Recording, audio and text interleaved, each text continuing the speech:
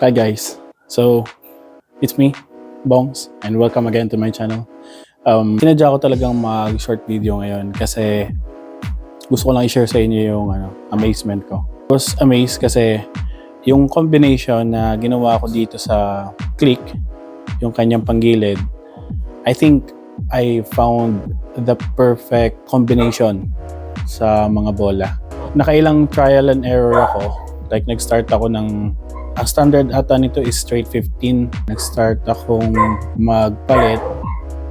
I think that was 13-15 kasi based on sa mga research saka sa TikTok, sa bigat daw or sa weight daw na 85 pataas, ganyan. So parang nare-recommend is 13-15. Ang weight ko kasi is 95. I found na yung combination na yon, which is yung 13 and 15, hindi siya nag-work sa akin.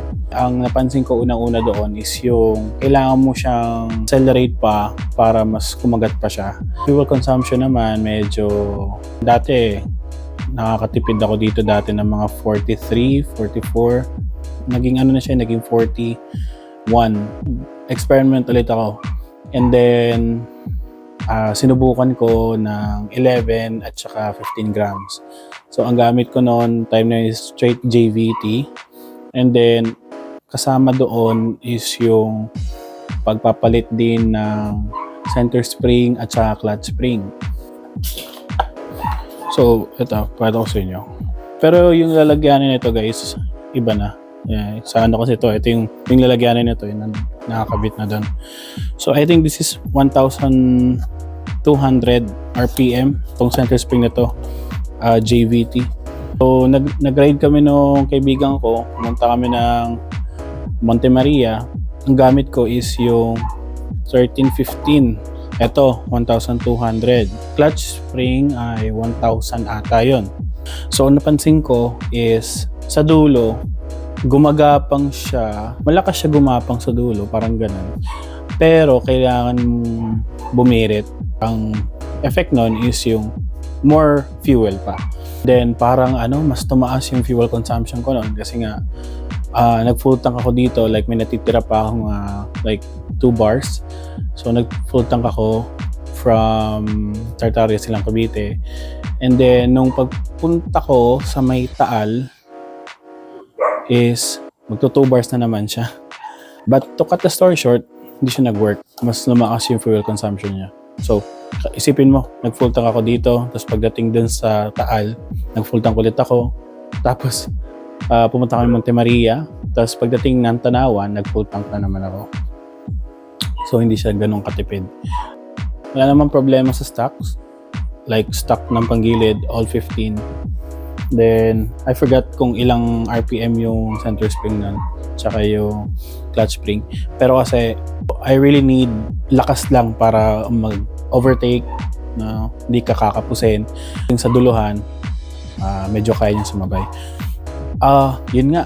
And then, nag-11-13 ako.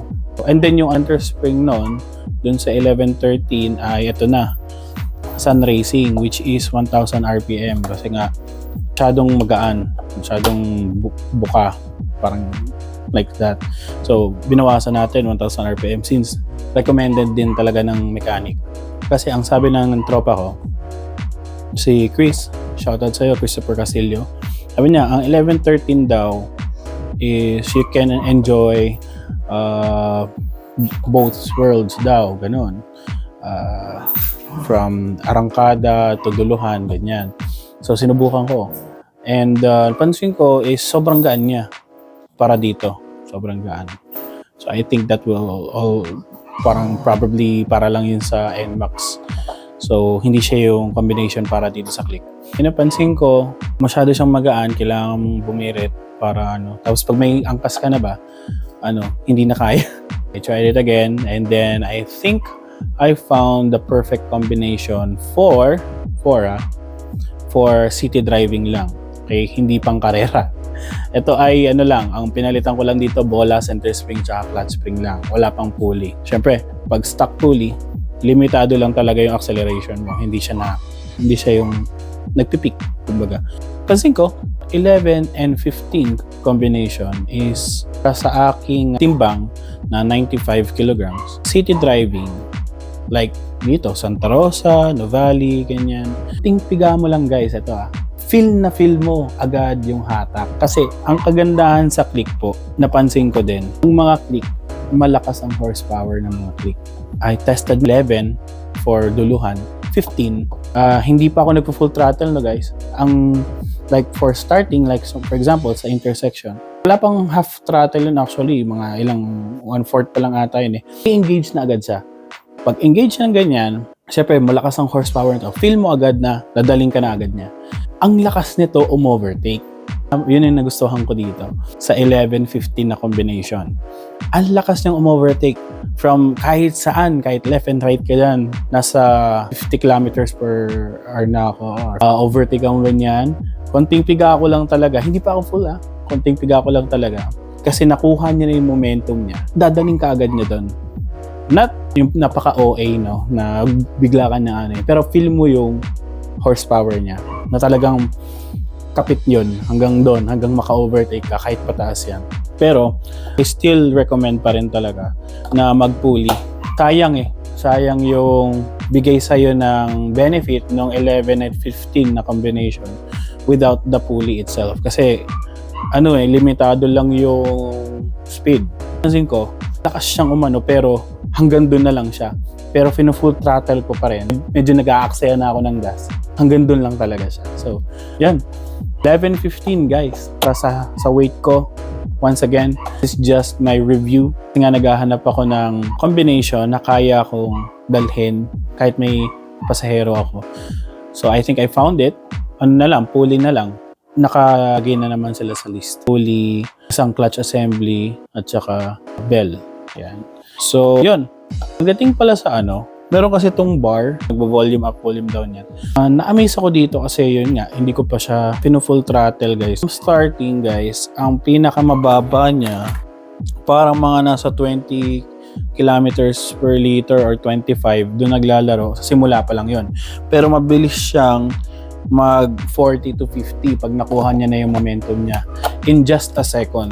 And pag nakuha niya yung momentum niya guys, pag umovertake ka, usually pag umovertake ka, bibigyan mo na maraming gas yan Pero dun sa combination na nakita ko, 1,000 RPM yung center spring, 1,000 yung clutch spring, 11 grams and 15 grams. Kahit 60, mag-overtake ka, madadala ka niya agad kahit mabigat ka.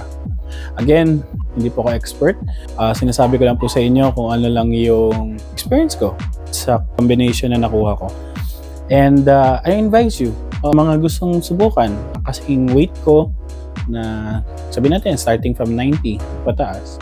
And kung may recommend pa po kayo na combination sa panggilid, please comment nyo po para may alam lang din ako.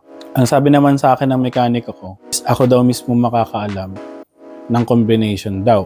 Mukhang oo nga. Kasi nga, malalaman mo kung kulang pa or okay na. Thank you guys for watching and I'll see you to my next vlog. Goodbye and good night.